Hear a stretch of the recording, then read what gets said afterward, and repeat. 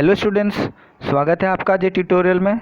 Students, ये video class 9th के maths part 2 का वीडियो है। इस वीडियो में हम बेसिक्स कॉन्सेप्ट्स इन ज्योमेट्री इस चैप्टर का प्रैक्टिस सेट 1.2 देखेंगे, जो कि हम पिछले वीडियो में प्रैक्टिस सेट 1.2 के कंप्लीट नहीं कर पाए थे। ठीक है स्टूडेंट्स, तो कुछ क्वेश्चंस रह गए थे, वो हम इस वीडियो में देखने जा रहे हैं। स्टूडेंट्स, पिछले वीडियो में हमने line segment, ray A B, line A B, congruent segment, properties of congruent segment, midpoint of a segment और comparison of segment, perpendicularity of segment और रेस और distance of a point from a line, ये सब हमने देखा था। और पिछले वीडियो में हमने प्रैक्टिस सेट 1.2 का ये जो फर्स्ट क्वेश्चन दिया है, जो टेबल के अकॉर्डिंग आपको बताना है कि कौन सा सेगमेंट एक दूसरे को कॉन्ग्रुएंट है या नहीं। ठीक है, इनमें से 2 क्वेश्चन कर दिए थे हमने, और जो थर्ड क्वेश्चन था वो होमवर्क था। ठीक है स्टूडेंट्स, तो इस वीडियो में फर्स्ट क्वेश्चन छोड़ के जो रिमेनिंग क्वेश्चंस है वो हम सॉल्व करेंगे। ठीक है स्टूडेंट्स, तो स्टूडेंट्स यहाँ पे जो सेकंड क्वेश्चन है वो आपको क्या दिया गया है वो देख लेते हैं। सेकंड क्वेश्चन है आपके स्क्रीन पे, point M is the mid point of सेग AB। ठीक है, आपको क्या कहा जा रहा है, पॉइंट M जो है वो मिड पॉइंट है AB का। If AB is 8 then find the length of AM। ठीक है स्टूडेंट्स, यहाँ पे आपको डायग्राम नहीं दिया गया है। स्टूडेंट्स, ये डायग्राम आप खुद से मतलब आप ड्रॉ करो या तो फिर इमेजिनरी आप इमेजिन करके आप कर सकते हो। ठीक है, यहाँ पे क्या दे रहा गया है, M जो है वो मिड पॉइंट है AB का, तो हम एक लाइन AB बना लेते हैं। ठीक है, इस तरीके से हमने एक लाइन बना लिया, ये है A। ठीक है स्टूडेंट्स, और यहाँ पे एंड पॉइंट हम B दे देते हैं। ठीक है, और क्या कह रहा है यहाँ पे, इफ़ AB इज़ 8, ये जो पूरी लाइन है वो 8 सेंटीमीटर की है या फिर 8 जो भी इसकी यूनिट होगी, then find the length of AM। और यहाँ पे पॉइंट M जो है वो इसका मिड पॉइंट है। ठीक है, M मिड पॉइंट है। अगर M मिड पॉइंट है तो AM कितना होगा स्टूडेंट्स। ठीक है, AM जो होगा, ठीक है, M मिड पॉइंट है, मतलब M जो है इस लाइन को 2 पार्ट्स में डिवाइड कर रहा है, इक्वल पार्ट्स में। इक्वल पार्ट्स मतलब AM और BM ये दोनों इक्वल होगा, और दोनों मिला के 8 है, मतलब AM कितना होगा, 4 होगा, AB का हाफ। ठीक है, तो हम लेंथ ऑफ AB जो दिया है वो आपको हम लिखेंगे, लेंथ ऑफ AB 8 है और वो गिवन है। तो लेंथ ऑफ AM क्या होगा स्टूडेंट्स, AM दिख रहा है आपको, M बीच में है, मिड पॉइंट है, इसीलिए AM जो है वो AB का हाफ होगा। तो लेंथ ऑफ AM क्या हो जाएगा स्टूडेंट्स, वो होगा half of length of AB का हाफ। ठीक है, तो हम लिखेंगे, यहाँ पे रीज़न लिखना बहुत ज़रूरी है। ऐसा क्यों है, वो AB का हाफ क्यों है, क्योंकि M is the mid point of सेग AB, M mid point है। तो लेंथ ऑफ AM क्या हो जाएगा, हाफ ऑफ AB। AB कितना दिया है स्टूडेंट्स, AB 8 दिया है आपको, यहाँ पर आपने लिखा भी है AB आपको 8 दिया गया, तो आप AB की जगह पे उसकी वैल्यू सब्सटीट्यूट करो। अब ये डिवाइड होगा, 2 4 जा 8। ठीक है, तो यहाँ पे AM कितना आ जाएगा स्टूडेंट्स, 4 आ जाएगा। ठीक है, तो लेंथ ऑफ AM कितना हो गया, 4। ठीक है स्टूडेंट्स, क्वेश्चन नंबर 3 देखते हैं। क्वेश्चन नंबर 3 में क्या दिया है, point P is the mid point of सेग CD। ठीक है, पॉइंट P CD का मिड पॉइंट है, तो हम क्या करते हैं, एक लाइन ड्रॉ करते हैं और यहाँ पे एंड पॉइंट C और एंड पॉइंट यहाँ पे D लेते हैं। ठीक है, और यहाँ पे पॉइंट P मिड पॉइंट लेते हैं। ठीक है, मिड पॉइंट किसी भी लाइन में सिर्फ और सिर्फ एक ही होता है। ठीक है स्टूडेंट्स, ये हमारा मिड पॉइंट है। अब आपको CP 2.5 दिया है, मतलब ये जो लेंथ है वो आपको कितना दिया गया है, 2.5। ठीक है, और आपसे पूछा क्या है स्टूडेंट्स, आपसे पूछा है लेंथ ऑफ CD क्या होगा। ठीक है, आपको CP 2.5 दिया है और पूरा का पूरा CD पूछा है। स्टूडेंट्स, CP जो है, ये जो लेंथ है वो CD का हाफ होगा। अगर हाफ 2.5 है तो उसका डबल, CP का डबल कितना होगा, 5 सेंटीमीटर होगा। अगर हाफ 2.5 मतलब 2.5 सेंटीमीटर है तो उसका डबल 5 सेंटीमीटर होगा। ठीक है, तो बस हमने वही किया है। तो लेंथ ऑफ CP जो है, लेंथ ऑफ CP जो है वो half of length of CD होगा, है ना। CP जो है वो CD का हाफ है, तो हम ऐसे ही लिखेंगे, length of CP is equal to half of length of CD। ठीक है, अब यहाँ पे लेंथ ऑफ CP कितना है, 2.5, हमने उसकी वैल्यू रख दी। अब यहाँ पे 2 जो डिवाइड हो रहा है वो अगर मैं लेफ्ट हैंड साइड लाऊँ तो क्या होगा, वो मल्टीप्लाई होगा। ठीक है स्टूडेंट्स, तो 2.5 इंटू 2 क्या हो जाएगा, 5 हो जाएगा। तो लेंथ ऑफ CD आपको कितना आ गया, 5। ठीक है स्टूडेंट्स, तो इतना सिंपल था आपका क्वेश्चन नंबर 3। अब क्वेश्चन नंबर 4 देखो, उससे भी ज़्यादा सिंपल है। क्वेश्चन नंबर 4 में आपको क्या है कि AB is equal to 5 centimetre है, BP is equal to 2 centimetre है और AP 3.4 सेंटीमीटर है। ठीक है स्टूडेंट्स, तो आपको क्या करना है, कंपेयर द सेगमेंट, कंपेयर करना है कि कौन सा बड़ा और कौन सा छोटा है। यहाँ पे देखो AB 5 है, BP 2 है और AP 3.4 है। तो सबसे बड़ा कौन सा लेंथ है स्टूडेंट्स, 5 है, फिर उसके बाद 3.4 और फिर उसके बाद 2। तो हमने सबसे पहले 5, 3.4 और 2, और ये ग्रेटर देन का साइन, मतलब जिसके तरफ ये जो दो मुंह है, ठीक है, ये जो जिसके तरफ दो माउथ है वो बिगर नंबर होगा। तो यहाँ पे मैंने 5 की तरफ रखा है, 3.4 से बड़ा है और ये दोनों के दोनों 2 से बड़े हैं। ठीक है स्टूडेंट्स, तो सबसे बड़ा AB है, यहाँ पे सबसे पहले AB को रखेंगे, फिर उसके बाद AP जो कि 3.4 है और उसके बाद BP जो कि 2 है। ठीक है स्टूडेंट्स, तो सबसे बड़ा AB, फिर उसके बाद AP, फिर BP। ठीक है, तो seg AB is greater than seg AP and both are greater than seg BP। ठीक है स्टूडेंट्स, क्वेश्चन नंबर 5 देखते हैं। क्वेश्चन नंबर 5 आपको क्या दिया है, write the answer to the following question with reference to figure given below. आपको answer लिखना है और यहाँ पे फिगर दिया है उसको देख करके।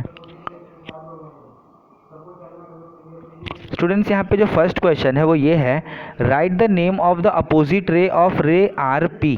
RP का अपोजिट रे आपको बताना है। ठीक है, तो यहाँ पे देखो ये RP है, ये रे है आपका, R से स्टार्ट हो रहा है और ये आपका अपोजिट रे है।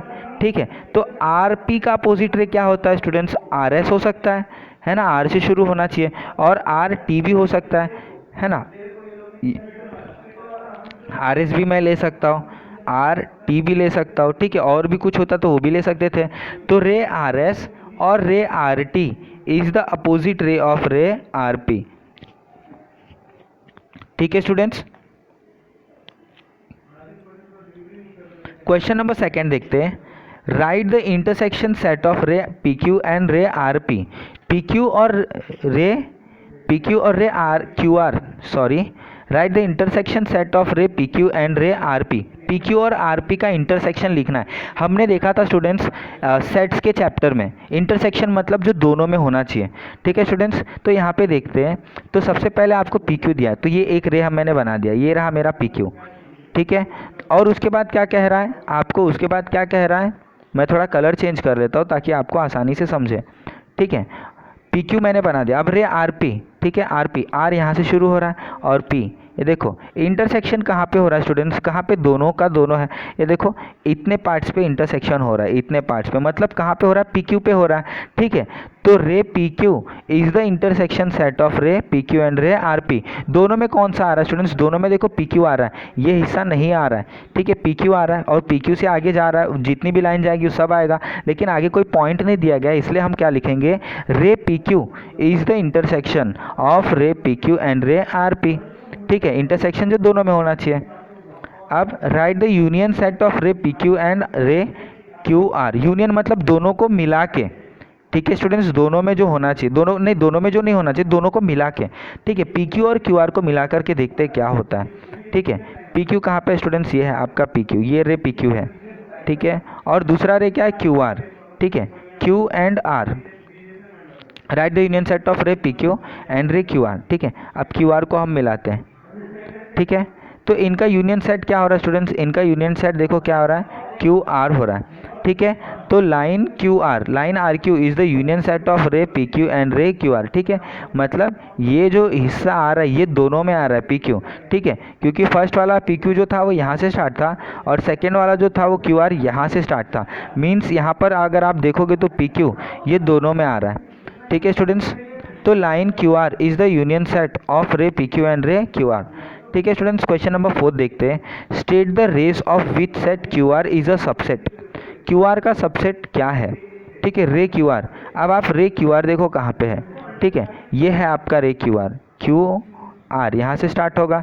ठीक है स्टूडेंट्स, तो इसका सबसेट क्या हो सकता है, इसका सबसेट QP हो सकता है। ठीक है, सबसेट मतलब जो उसके अंदर पूरी तरीके से आना चाहिए, तो QP पूरी तरीके से QR के अंदर आ रहा है, QR भी उसका सबसेट होगा, QS भी होगा ना स्टूडेंट्स, क्योंकि रे हमने पढ़ा था ना दूसरी तरफ से वो अनलिमिटेड रहता है, दूसरी जहाँ पे एरो है वो दूसरी तरफ बढ़ता रहता है। तो यहाँ पे QR कहाँ है, लेकिन QR तक ही नहीं है, वो QT तक है और उससे भी ज़्यादा अगर कोई नंबर होता, पॉइंट होता, वो भी आता है इसमें।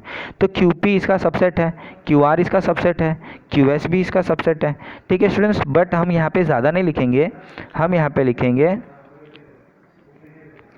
seg QR is a subset of ray RQ and ray SQ। ठीक है, seg QR जो है वो सबसेट है। ठीक है स्टूडेंट्स, QR लिख सकते हैं, QP लिख सकते हैं, QS लिख सकते हैं, ठीक है।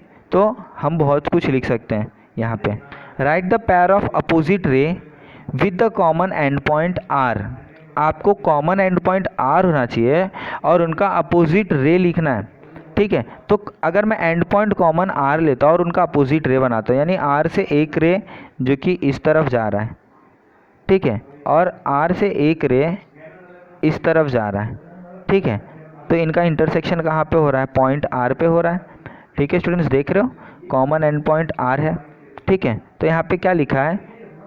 Write the pair of opposite ray with the common end point R से अपोजिट रे बनाना है कॉमन एंड पॉइंट लेकर के, अपोजिट रे, ठीक है, और उनकी जोड़ी लिखनी है, पैर। तो मैं RP लिख सकता हूँ, RP एक अपोजिट रे, और इसको अपोजिट कौन होगा? RS होगा, ठीक है। एक तो ये अपोजिट रे हो गया, अपोजिट पैर आपको बताना है, और उनका दोनों का कॉमन पॉइंट R होना चाहिए।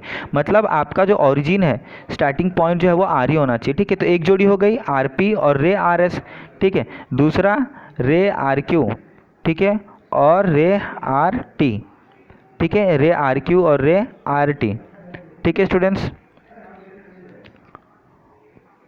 ठीक है। तो रे RP एंड रे RS is the pair of opposite ray with common end point R, ठीक है। दूसरा भी मैं लिख सकता था यहाँ पे, write any two rays with common end point S। वैसा ही आपको लिखना है, S से एंड पॉइंट है और टू रेस आपको लिखने हैं S से। यहाँ पे अपोजिट नहीं कहा गया स्टूडेंट्स, अपोजिट नहीं कहा गया, तो आप S को ले करके दो रे लिख सकते हो। तो S से कितने सारे रे निकल रहे हैं? S से SR निकल रहा है, SP निकल रहा है, SQ निकल रहा है, ठीक है, ST निकल रहा है। बहुत सारे रे, मैंने 4 रे बना दिए, तो आप कोई भी एक रे लिख सकते हो, ठीक है। यहाँ पे मैंने क्या लिखा है? Write any two rays with common end point S। तो रे SR और रे ST, ठीक है। यहाँ पे मैंने रे SR और ST, SR ले लिया और ST ले लिया, अपोजिट रे ले लिया मैंने, कोई बात नहीं, अपोजिट भी चलेगा। यहाँ पे आपको कॉमन एंड पॉइंट S होना चाहिए, ठीक है। राइट द इंटरसेक्शन ऑफ रे SP एंड ST। SP और ST का इंटरसेक्शन कहाँ पे हो रहा है स्टूडेंट्स? वो हमें देखना है, ठीक है, SP और ST का, ठीक है। तो यहाँ पे है आपका SP, ये रहा SP, ठीक है। यहाँ से रे आपका स्टार्ट हुआ और यहाँ पे आगे इन्फिनिट जा रहा है, ठीक है, SP। और अब ST देखना है स्टूडेंट्स, ST, ये रहा मेरा ST, ठीक है स्टूडेंट्स। ये दोनों लाइन कहाँ पे मिल रही है? ये दोनों लाइन सिर्फ और सिर्फ पॉइंट S पे मिल रही है, क्योंकि स्टार्ट हो रहा है S से और ये भी स्टार्ट हो रहा है S से, ठीक है। तो इनका कॉमन पॉइंट क्या है? S है, ठीक है। तो इनका इंटरसेक्शन पॉइंट, इनका इंटरसेक्शन क्या होगा स्टूडेंट? एक पॉइंट है जो कि पॉइंट S है, ठीक है। तो राइट द इंटरसेक्शन ऑफ रे SP एंड रे ST। द इंटरसेक्शन ऑफ रे SP एंड रे ST इज पॉइंट S। सिर्फ और सिर्फ क्या है? पॉइंट S है, ठीक है स्टूडेंट्स। आप यहाँ पे देखो, रे SP जो कि इस तरफ जा रहा है अप राइट हैंड साइड, और रे ST लेफ्ट हैंड साइड जा रहा है, और दोनों S से स्टार्ट हो रहा है, इसलिए इनका कॉमन पॉइंट क्या है? S है, ठीक है स्टूडेंट्स। क्वेश्चन नंबर 6 देखते हैं स्टूडेंट्स। क्वेश्चन नंबर 6 क्या है? Answer the following question with the help of figure given below. आपको कुछ क्वेश्चन दिया गया है और ये फिगर को देख करके आपको आंसर करना है, ठीक है स्टूडेंट्स।